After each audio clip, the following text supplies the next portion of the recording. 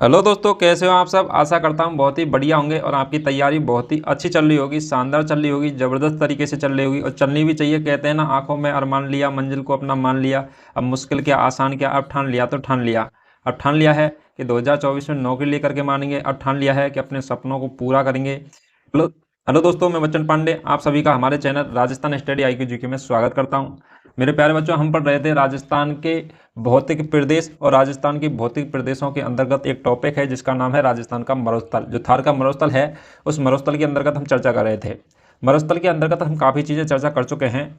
अभी जो हमने पिछली क्लास में, जस्ट क्लास में हम पढ़ रहे थे शुष्क मरुस्थल, और शुष्क मरुस्थल के अंतर्गत हमने पढ़ा था बाल का स्तूप। तो बाल का स्तूपों की हम चर्चा कर रहे थे। पवन एवं हवाओं के द्वारा जब मिट्टी उड़ करके, पवन एवं हवाओं के द्वारा मिट्टी का जमाव एक स्थान से दूसरे स्थान पर किया जाता है, तो उसे कहते हैं बाल का स्तूप। बाल का स्तूपों के अंतर्गत हमने देखा था बरखंड बाल का स्तूप, जो कि अर्धचंद्राकार बाल का स्तूप होता है। ठीक है।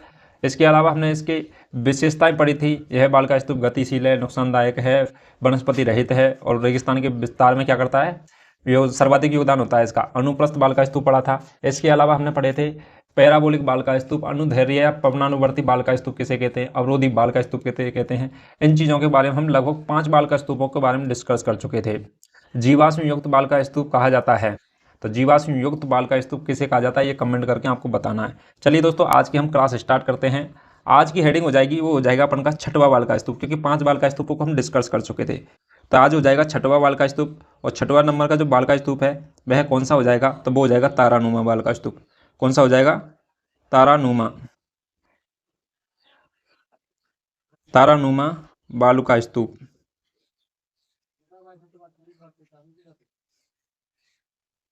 तारानुमा बाल का स्तूप। आपको नाम से क्लियर होगा कि मिट्टी का जमाव जिस तारा होता है ना, उस टाइप से हो रहा है, तो उसे तारानुमा बाल का स्तूप कहते हैं। इसको अपन डायग्राम के माध्यम से देखेंगे कि तारानुमा किस प्रकार से होगा। जैसे अपन तारा बनाते हैं ना, तो उसी प्रकार से इसका जमाव होगा। जैसे अपन तारा कैसे बनाते हैं,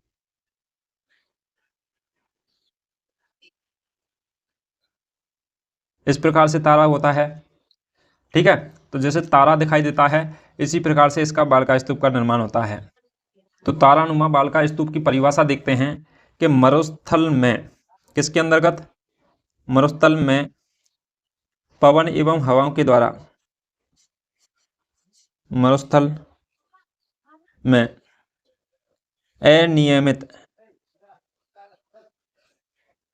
अनियमित मतलब एक दिशा से हवा न चल करके, कभी इधर से दिशा से कभी उधर दिशा से, तो अनियमित हवाओं के द्वारा, अनियमित हवाओं के द्वारा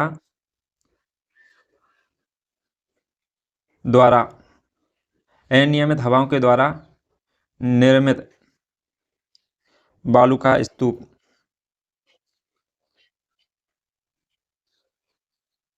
तो क्या है, मरुस्थल में अनियमित हवाओं या पवनों के द्वारा निर्मित बाल का स्तूप क्या कहलाता है, तो तारानुमा बाल का स्तूप कहलाता है। कौन सा कहलाता है, तारानुमा बालू का स्तूप कहलाता है।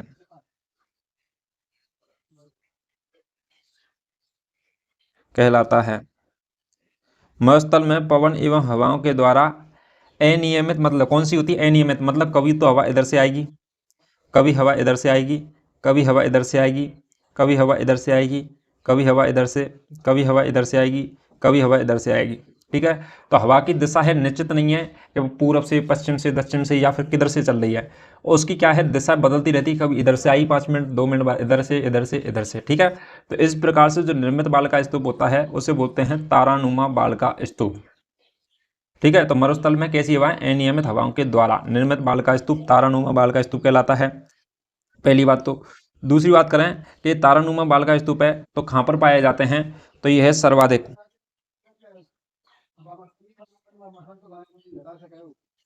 तो सर्वाधिक बाल का स्तूप हैं तो वह कहाँ पाए जाते हैं, तो सर्वाधिक पाए जाते हैं जैसलमेर में। कहाँ पाए जाते हैं, कौन से तारानुमा बाल का स्तूप हैं, सर्वाधिक जैसलमेर में पाए जाते हैं। इसके अलावा नेक्स्ट देखते हैं, तो नेक्स्ट हो जाएगा सूरतगढ़। क्या हो जाएगा, सूरतगढ़। और सूरतगढ़ अपन के अनूपगढ़ में ना करके किस में ही आता है, तो श्री गंगानगर में ही रहता अभी प्रेजेंट टाइम में भी। ठीक है। तो श्री गंगानगर के अंतर्गत आता है कौन सा, सूरतगढ़। तो श्री गंगानगर के अंतर्गत ही सूरतगढ़ आता है। इसके अलावा नेक्स्ट बात करें तो वो हो जाएगा जोधपुर। कौन सा हो जाएगा? और जोधपुर की अपन बात करें तो जोधपुर के फलौदी वाले क्षेत्र में और ग्रामीण वाले क्षेत्र में आ जाएगा। कौन से में आ जाएगा? फलौदी और ग्रामीण वाले क्षेत्र में। क्योंकि शहरी क्षेत्र में तो अपन बन नहीं सकते बाल का स्तूप, क्योंकि बाल का स्तूप बनने के लिए रेत की आवश्यकता होती है और शहरों में रेत कहाँ से मिलता है। तो जोधपुर के फलौदी और ग्रामीण वाले क्षेत्र में, जोधपुर का ग्रामीण क्षेत्र है, इन जिलों के अंतर्गत क्या बनते हैं? तारानुमा बाल का स्तूप बनते हैं। और सूरतगढ़ श्री गंगानगर में बनता है, जैसलमेर में तारानुमा बाल का स्तूप बनता है। ठीक है। अब लेकिन एक और चीज नोट डाल के यहाँ पे एक चीज और लिखी है, तो वो क्या लिखेंगे? वो लिखेंगे, नोट डालिए,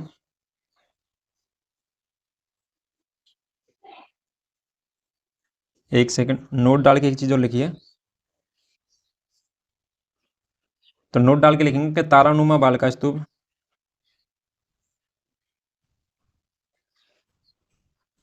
बालू का, तारानुमा बालू का स्तूप, तारानुमा बाल का स्तूप में न्यूनतम कितनी भुजाएं होती हैं? तो 3 भुजाएं होती हैं। कितनी होती हैं? 3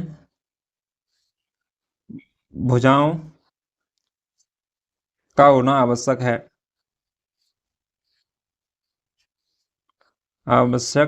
तो तारानुमा बाल का स्तूप में न्यूनतम 3 भुजाओं का होना आवश्यक होता है। तो इसमें कम से कम 3 भुजाएं होती हैं, अधिकतम तो 4 हो सकती हैं, ठीक है, या 5 भी हो सकती हैं। अनियमित हवा आएंगी तो कम से कम 2 भुजा तो बनेंगी नहीं। 2 भुजाएं तो 2 साइड से ही दो साइड से हवा आएगी तो ही बनेंगी 2 भुजाएं तो। लेकिन अनियमित का मतलब है 2 या 2 से अधिक साइड से भुजाएं की साइड से क्या आ रही है? हवाएं चल रही हैं और मिट्टी का जमाव हो रहा है। तो इस प्रकार से बनी आकृति तारानुमा बाल का स्तूप कहलाती है, और जिसमें न्यूनतम कितनी भुजाएं होनी चाहिए? तो 3 भुजाएं होनी चाहिए। ठीक है, तो आपको समझ में आया होगा तारा बाल का स्तूप, तारानुमा बाल का स्तूप। ठीक है, इसके अलावा नेक्स्ट बाल का स्तूप के बारे में चर्चा करते हैं। तो नेक्स्ट बाल का स्तूप हो जाएगा, वो हो जाएगा अपन के 7वें नंबर का बाल का स्तूप।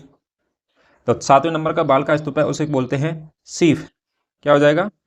शीफ बाल का स्तूप। तो शीफ बाल का स्तूप है वो किसे कहते हैं? तो वो भी चर्चा करते हैं अभी। तो शीफ बाल का स्तूप, सीप बड़ा आपने मछली के लिए सुना होगा, सीप मछली आती है, ठीक है। तो सीप बाल का स्तूप, तो सीप बाल का स्तूप किसे कहते हैं? तो अब अभी हमने एक बाल का स्तूप पढ़ा था कल, तो उसका नाम था बरखान बाल का स्तूप। और बरखान के जैसा एक और बाल का स्तूप पढ़ा था, पैराबोलिक बाल का स्तूप, जैसे महिलाओं की हेयर पिन के समान होता है और अर्धचंद्राकार होता है, लेकिन बरखान के विपरीत दिशा में बनता है। इसी प्रकार से बरखान के निर्माण की प्रक्रिया के दौरान एक और बाल का स्तूप का निर्माण होता है, और यदि थोड़ी सी हवा में परिवर्तन हो जाए तो वो भी कैसा होता है? अर्धचंद्राकार होता है। वो होता है सीप बाल का स्तूप। कौन सा होता है? सीप बाल का स्तूप होता है। जैसे कि बाल का स्तूप है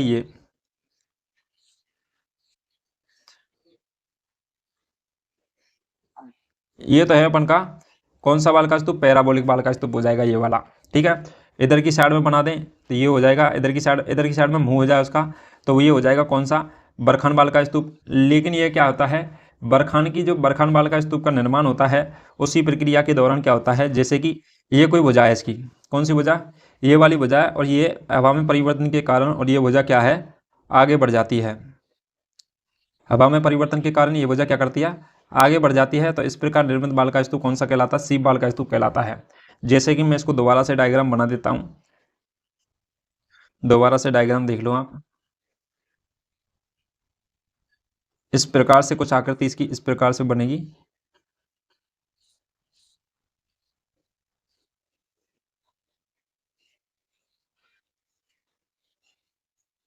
ठीक है। तो इस प्रकार से बाल का स्तूप का निर्माण होता है। तो इसकी परिभाषा हो जाएगी, ये भी क्या? अर्धचंद्राकार है। पहली बात तो ये क्या हो जाएगा? अर्धचंद्राकार। और कैसा होता है? बरखान के समान होता है,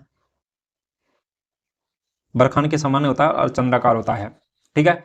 तो बरखान की निर्माण प्रक्रिया के दौरान हवा की दिशा में परिवर्तन होने से बरखान बाल का स्तूप की एक भुजा के आगे बढ़ जाती है। बरखान बाल का स्तूप की एक भुजा है वो आगे बढ़ जाती है, तो इस प्रकार से बनी आकृति सीप कहलाती है। तो बरखान की निर्माण प्रक्रिया के दौरान बरखान बाल का स्तूप तो यहीं तक था इसी प्रकार से, ठीक है। इसकी निर्माण प्रक्रिया के दौरान एक भुजा हवा में परिवर्तन होने से और उसकी आगे बढ़ जाती है। क्या हो जाती है? एक भुजा आगे बढ़ जाती है। तो इस प्रकार से निर्मित बाल का स्तूप बरखान बाल का स्तूप कहलाता है। कौन सा कहलाता है? एक भुजा आगे बढ़ जाती है बरखान बालिका स्तूप की, तो इस प्रकार निर्मित बालिका स्तूप शिव बालिका स्तूप कहलाता है। शिव बालिका स्तूप कहलाता है। इसकी परिभाषा हो जाएगी बरखान की निर्माण प्रक्रिया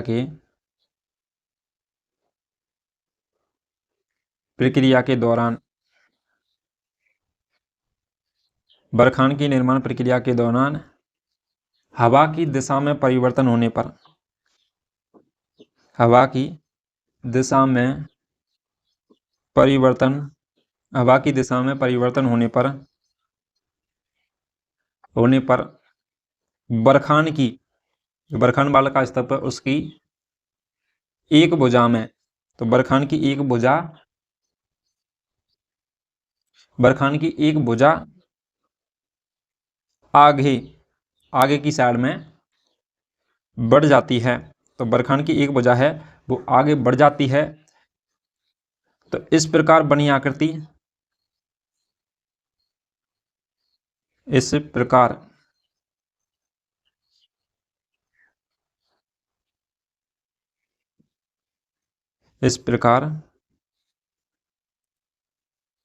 बनी आकृति शिव बालिका स्तूप कहलाती है। तो बरखान की निर्माण प्रक्रिया के दौरान तो एक भुजा क्या है, अनियमित हवा के कारण, मतलब हवा में परिवर्तन होने के कारण, और उसमें क्या है बरखान की एक भुजा क्या आगे को बढ़ जाती है, तो इसे शिव बालिका स्तूप कहते हैं। ठीक है, तो शिव बालिका स्तूप बरखान बालिका स्तूप ही होता है, लेकिन उसकी एक भुजा क्या होती है आगे की साइड में बढ़ जाती है। जरूर नहीं ये साइड ही बढ़े, इस प्रकार से ये भी बढ़ सकती है इसकी।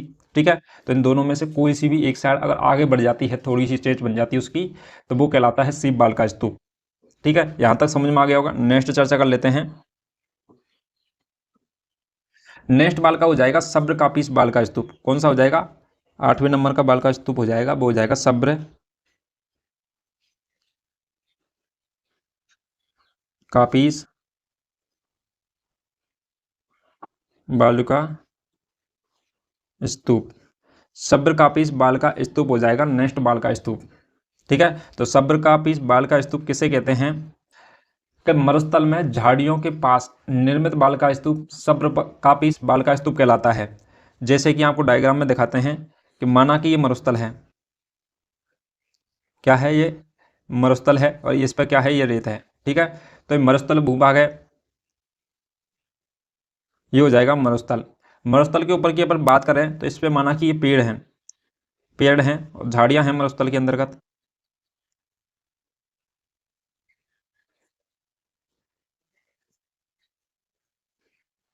पेड़ और झाड़ियां पाई जाती हैं मरुस्थल के अंतर्गत। ठीक है, तो माना कि मरुस्थल है और मरुस्थल के अंतर्गत ये क्या पाई जाती हैं, झाड़ियां पाई जाती हैं, छोटे छोटे पेड़ पाए जाते हैं। और मरुस्थल के अंतर्गत झाड़ियों के पास में, किसके झाड़ियों के पास में यदि मिट्टी का जमाव हो जाता है, किसके झाड़ियों के पास में पवन एवं हवा के द्वारा जो उड़ा करके मिट्टी लाई गई है अपर्दन के द्वारा, हवा के द्वारा अपर्दन हुआ है मिट्टी का, और उसका जमा हो जाता है किस जगह पे, मरुस्थल के अंतर्गत झाड़ियों के पास में। अगर बाल का स्तूपों का निर्माण होता है झाड़ियों के पास में, तो इस प्रकार से बनी जो आकृति होती है झाड़ियों के पास में मरुस्थल में, और जो रेत जमा हो गया है उससे जो आकृति बनती है उसे बोलते हैं सब्र का पीस बाल का स्तूप। तो झाड़ियों के पास में निर्मित बाल का स्तूप सब्र का पीस बाल का स्तूप कहलाता है। ठीक है, एक होता है एक होता है नेवखा बाल का स्तूप। कौन सा हो जाएगा, नेवखा बाल का स्तूप। तो नेवखा बाल का स्तूप क्या होता है कि ये तो होता है झाड़ियों के पास में, में जो मिट्टी का जमा हो रहा है उसे बोलते हैं सब्र का पीस बाल का स्तूप। लेकिन झाड़ियों के पीछे की साइड में, झाड़ियों के पीछे की साइड में जो मिट्टी का जमा होता है, ठीक है, तो झाड़ियों के पीछे जो मिट्टी का जमा होगा उसको अपन क्या बोलेंगे, तो उसे बोलेंगे नेव का बाल का स्तूप। झाड़ियों के पीछे की साइड में मिट्टी का जमाव कौन सा बाल का स्तूप कहलाता है, नेव का बाल का स्तूप कहलाता है।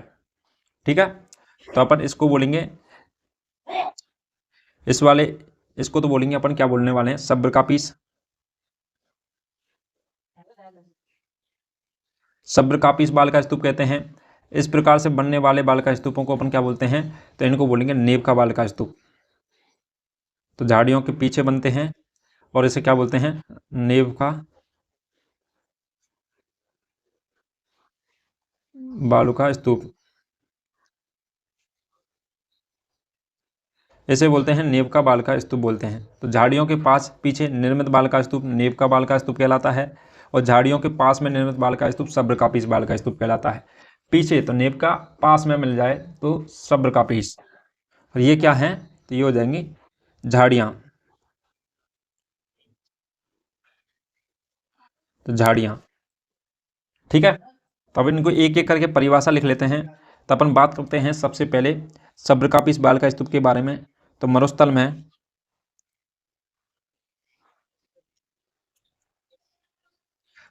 में झाड़ियों झाड़ियों के पास झाड़ियों के पास निर्मित मरुस्थल में झाड़ियों के पास निर्मित बालू का स्तूप तो मरुस्थल में झाड़ियों के पास निर्मित बाल का स्तूप सब्र का पीस बाल का स्तूप कहलाता है। कौन सा कहलाता है, सब्र का पीस बालू का स्तूप कहलाता है। तो मरुस्थल में झाड़ियों के पास निर्मित बाल का स्तूप सब्र का पीस बाल का स्तूप कहलाता है। अपने नेक्स्ट पढ़ा था, तो वो पढ़ा था नेव का बाल का स्तूप। क्या पढ़ा था, नेव का बाल का स्तूप, नेव का बाल का स्तूप। मरुस्थल में झाड़ियों के पीछे निर्मित बाल का स्तूप नेव का बाल का स्तूप कहलाता है। तो इसकी परिभाषा क्या हो जाएगी, मरुस्थल में झाड़ियों के पीछे निर्मित बाल का स्तूप झाड़ियों के पीछे निर्मित बालू का स्तूप। तो झाड़ियों के पीछे निर्मित बाल का स्तूप नेव का क्या है, नेव का बाल का स्तूप कहलाता है। तो मरुस्थल में झाड़ियों के पीछे निर्मित बालू का स्तूप नेव का बाल का स्तूप कहलाता है।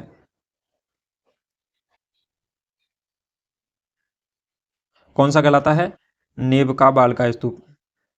मरुस्थल में झाड़ियों के पीछे निर्मित बाल का स्तूप नेव का बाल का स्तूप कहलाता है। तो झाड़ियों के पीछे बोले तो नेव का, और झाड़ियों के पास में बोले तो हो जाएगा सब्र का पीस बाल का स्तूप। ठीक है, इन चीज़ों के बारे में डिस्कस कर चुके हैं।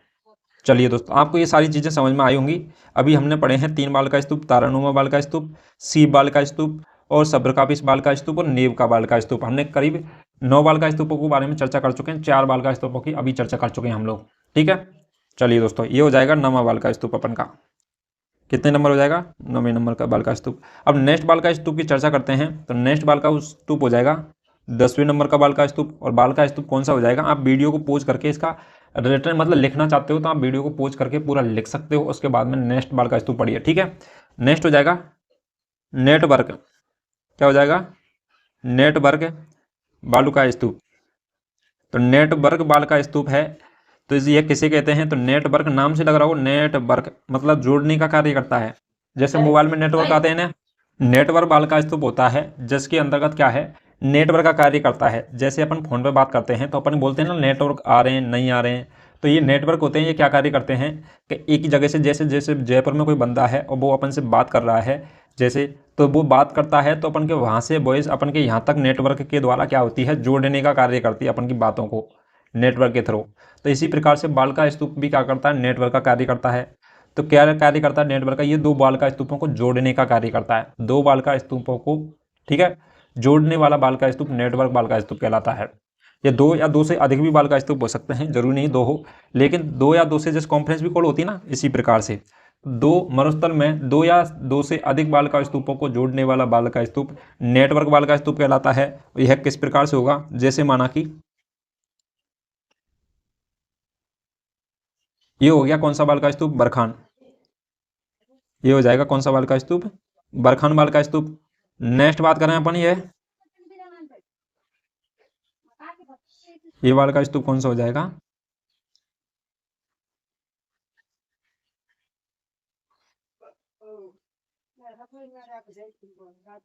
समांतर टाइप से होता है ना मिट्टी का जमाव, तो उसे क्या बोलते हैं अपन, रेखीय बाल का स्तूप। कौन सा बाल का स्तूप कहते हैं, रेखीय बाल का स्तूप कहते हैं। और मिट्टी का जमाव या यदि समांतर रूप में होता है तो रेखीय बाल का स्तूप कहलाता है। तो ये कौन सा हो जाएगा, रेखीय बालका स्तूप। और इन बालका स्तूपों को जोड़ने का कार्य करता है यदि मिट्टी का जो जमाव है और मिट्टी का जमाव यदि इस प्रकार से हो जाए, इन दोनों बालका स्तूप के बीच में मिट्टी का जमाव इस प्रकार से हो गया, तो ये बालका स्तूप है, ये जो जगह दिख रही है आपको, ये बालका स्तूप बन रहा है। तो ये बालका स्तूप उन दोनों बालका स्तूपों को जोड़ने का कार्य कर रहा है। किसका कर रहा है? जोड़ने का कार्य करता है। और जोड़ने का कार्य कर रहा है इसलिए अपन इसको क्या बोल सकते हैं? तो इसको अपन बोलेंगे कौन सा बालका स्तूप? तो वो बोलेंगे नेटवर्क, नेटवर्क बालुका, नेटवर्क बालुका स्तूप। तो इसे क्या बोलेंगे? नेटवर्क बालका स्तूप बोलेंगे। ये क्या करता है? दो बालका स्तूपों को जोड़ने का कार्य करता है। ये दो या दो से अधिक भी बालका स्तूप हो सकते हैं। और ये बालका स्तूप कौन सा है? तो इसे बोलते हैं अनुप्रस्थ बालका स्तूप, अनुप्रस्थ। तो अनुप्रस्थ बालका स्तूप है, यह है बालका स्तूप क्या करता है? बरखंड बालका स्तूप और रेखीय बालका स्तूप इनको जोड़ने का कार्य करते हैं। तो इस प्रकार से जो ये आपको इस जगह पे दिखाई दे रहा होगा, ये बालका स्तूप, ठीक है। एक तो ये हो गया, एक हो गया ये।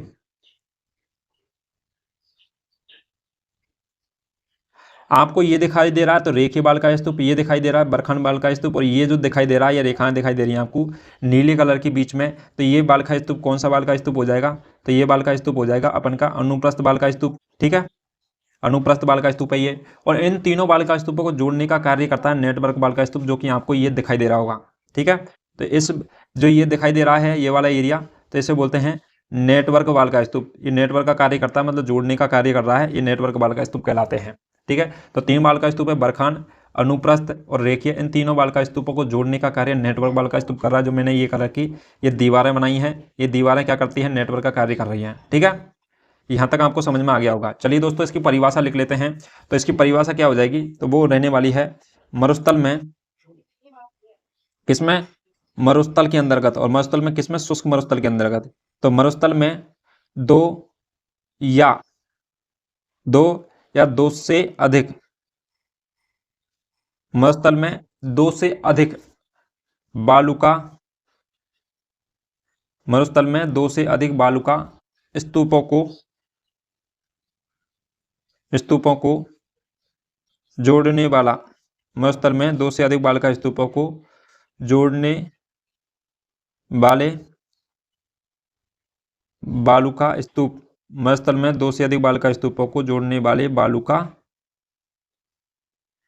स्तूप, मरुस्थल में दो से अधिक बालुका स्तूपों को जोड़ने वाले बालुका स्तूप हैं, वो क्या कहलाते हैं? नेटवर्क बालुका, नेटवर्क बालुका स्तूप कहलाते हैं। क्या कहलाते हैं? नेटवर्क बालुका स्तूप कहलाते हैं, कहलाता है, ठीक है। तो मरुस्थल में दो से अधिक बालका स्तूपों को जोड़ने वाला बालका स्तूप नेटवर्क बालका स्तूप कहलाता है। मरुस्थल में दो से अधिक, तो यहाँ पर कितने हैं? दो से अधिक ही तो हैं, बरखंड, अनुप्रस्थ और रेखीय, तीन बालका स्तूप हैं। तो दो से अधिक बालका स्तूपों को जोड़ने वाला बालका स्तूप नेटवर्क बालका स्तूप कहलाता है, ठीक है। यहाँ तक आपको समझ में आया होगा। चलिए दोस्तों, अब नेक्स्ट बालका स्तूप की बात करते हैं। तो नेक्स्ट हो जाएगा कौन सा? तो अब पढ़ने वाले धोरे एवं धरियन। आपने नाम सुना होगा धोरे और धरियन। धोरे कैसे कहते हैं, धरियन कैसे कहते हैं, इस चीज़ों के बारे में डिस्कस करने वाले हैं। तो अपन चर्चा करते हैं।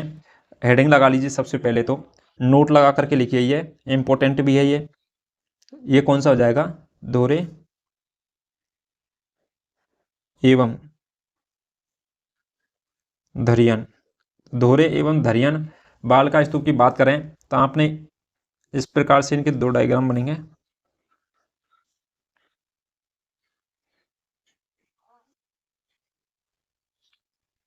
ठीक है। तो धोरे किसे कहते हैं और धरियन किसे कहते हैं? तो यदि मरुस्थल में लहरदार क्या बनती है, मरुस्थल में मिट्टी का जमाव है वो लहरदार रूप में होता है एक तो, और एक मिट्टी का जमाव है वो समांतर रूप में सीधे रूप में होता है, ठीक है।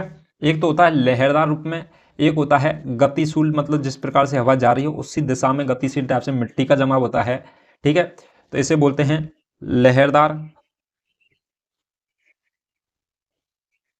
लहरदार, और इसे बोलते हैं अपन गतिशील। ये लहरदार और ये गतिशील हो जाएगा, ठीक है। और लहरदार जो मिट्टी का जमाव होता है उसे बोलते हैं अपन क्या, धोरे। धोरे किसे बोलते हैं, जब मिट्टी का जमाव लहरदार रूप में होता है उसे बोलते हैं अपन धोरे स्तूप। क्या बोलते हैं, धोरे स्तूप बोल सकते हैं इसको। और मिट्टी का जमाव यदि अपन के किस में होता है, गतिशील में होता है, तो इसे बोलते हैं धरियन। क्या बोल सकते हैं, धरियन बोल सकते हैं। तो लहरदार मिट्टी का जमाव क्या कहलाता है, तो धोरे कहलाता है। और गतिशील या समांतर रूप से जो मिट्टी का जमाव होता है गतिशील रूप से, तो उसे कहते हैं धरियन कहा जाता है। ठीक है, तो इसकी अपन परिभाषा लिख लेते हैं। तो सबसे नंबर पहले लिखते हैं धोरे की, कि मरुस्थल में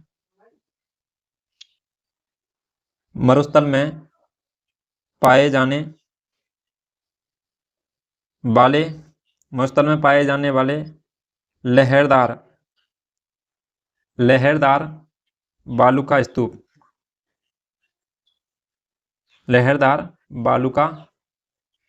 स्तूपों को, तो मरुस्थल में पाए जाने वाले लहरदार बाल का स्तूपों को धोरे कहा जाता है। क्या कहा जाता है, धोरे कहा जाता है। तो मरुस्थल में पाए जाने वाले लहरदार बाल का स्तूपों को धोरे कहा जाता है।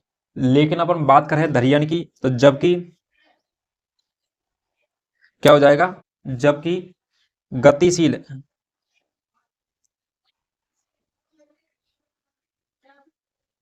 गतिशील बाल का स्तूपों को बालू का स्तूपों को, ठीक है, तो क्या हो जाएगा, यदि लहरदार बाल का स्तूपों का निर्माण होता है, लहरदार यदि मिट्टी का जमा होता है मरुस्थल में, तो उसे कहते हैं दोहरे स्तूप कहा जाता है। और यदि गतिशील रूप से बाल का स्तूपों को, तो गतिशील जो बाल का स्तूप होते हैं उनको, बाल का स्तूपों को धरियन कहा जाता है।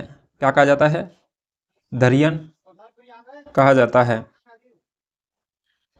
है। तो धरियन कहा जाता है किसको, गतिशील बाल का स्तूपों को धरियन कहा जाता है। और धोरे एवं धरियन हैं दोनों कहाँ पाए जाते हैं सर्वाधिक, तो इनकी वही बात कर लेते हैं।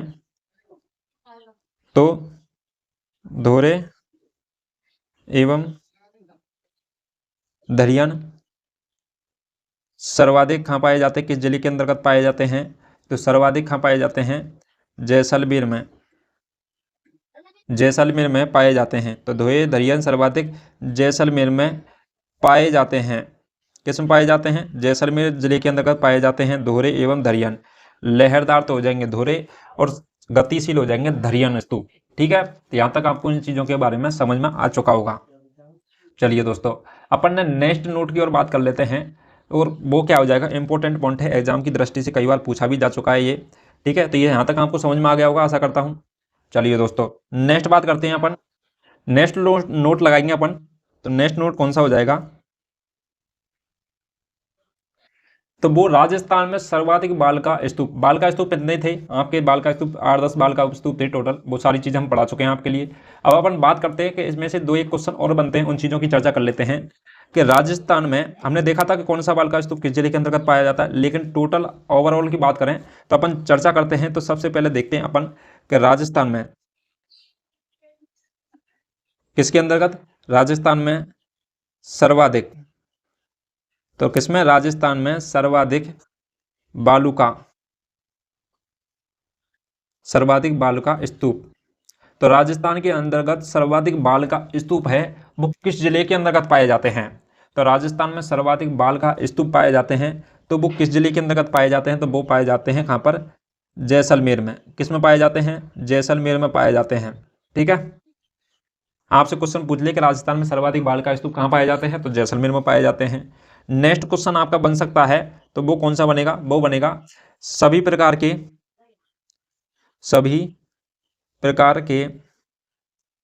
बाल का स्तूप। तो सभी प्रकार के बाल का स्तूप कहाँ पाए जाते हैं, तो सभी प्रकार के बाल का स्तूप हैं वो किस जिले के अंतर्गत पाए जाते हैं और कहाँ पाए जाते हैं। आपसे ये क्वेश्चन पूछा जा सकता है।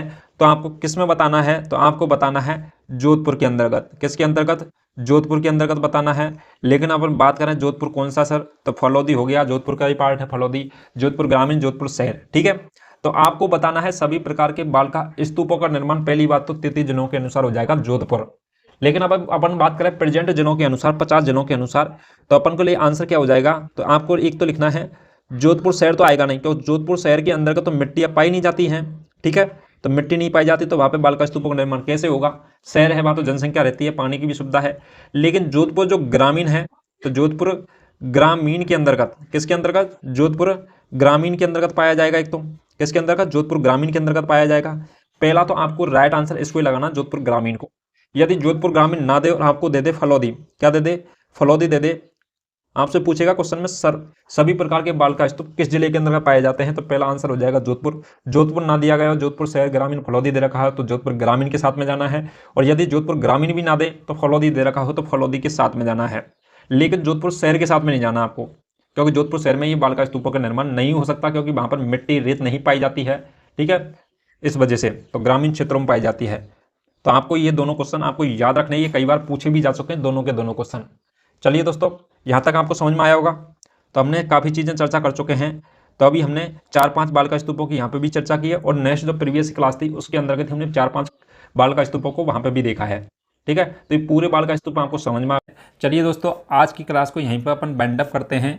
आज हमने काफ़ी चीज़ें डिस्कस की हैं। जिन बच्चों ने पिछली वीडियो नहीं देखी तो पिछली वीडियो जरूर देखिए। वीडियो को ज़्यादा से ज़्यादा शेयर कीजिए ताकि आप जैसे भाइयों की मदद हो सके और बेहतरीन कंटेंट का लाभ ले सकें। और जिन बच्चों ने चैनल को सब्सक्राइब नहीं किया तो चैनल को सब्सक्राइब कीजिए।